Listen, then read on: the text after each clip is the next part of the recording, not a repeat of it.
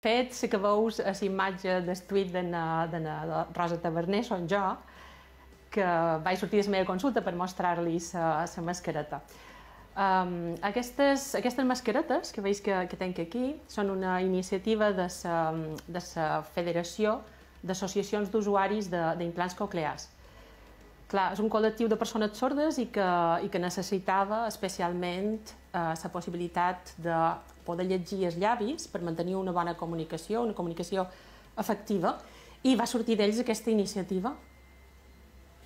Una iniciativa que aquí a l'Hospital de Sant Llàtzer ja utilitzeu logopedes i també otorrinos, perquè, evidentment, fer feina per vosaltres a la boca tapada és directament impossible, com aquell que diu, no?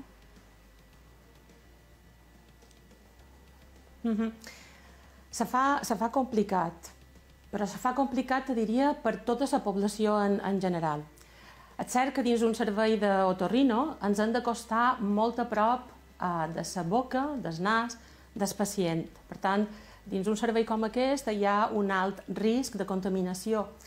I, de fet, quan no podem mantenir les distàncies, nosaltres el que utilitzem és aquesta doble màscara, que crec que una companya anterior us ha explicat també, veritat? Aquesta, que és una FFP2, i aquesta, que és una mascareta quirúrgica, que ens canviarem en cada pacient que entrarà, i aquesta la podem fer servir en alguns pacients més.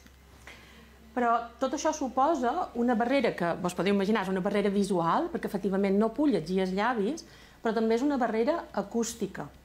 A través d'aquests teixits, el so no pot sortir de manera correcta. Per tant, la persona que escolta no és just que no hi veu la boca, no veu els llavis, i tampoc veu l'expressió facial, que d'això ho podem parlar també, perquè llegim molt de l'expressió facial en la comunicació cara a cara, sinó que el so se veu disminuït. I a més, també, vull dir, vos he sentit abans que estàveu parlant del tema de la distància social que hem de mantenir avui en dia. Nosaltres, ja sigui amb una persona sorda o sigui amb una persona que hi sent bé, per parlar cara a cara ens acostam. Igual la distància que tenim, sobretot a països mediterranis, la nostra cultura és més propera en aquest sentit, uns 50 centímetres més o menys. Així podem mantenir unes intensitats de conversa d'uns 65 decibels, que això, vaja, amb una audició ben normal, un pot entendre tot el missatge. Però què succeeix si jo me'n vaig 2 metres en fora? Doncs que per cada metro que jo m'allunyi de la persona que parla, de la font sonora, els decibels aniran disminuint, en aquest cas 6 decibels per metre. Què passa? Que la persona que té una pèrdua, encara que sigui lleu moderada, deixa d'escoltar correctament.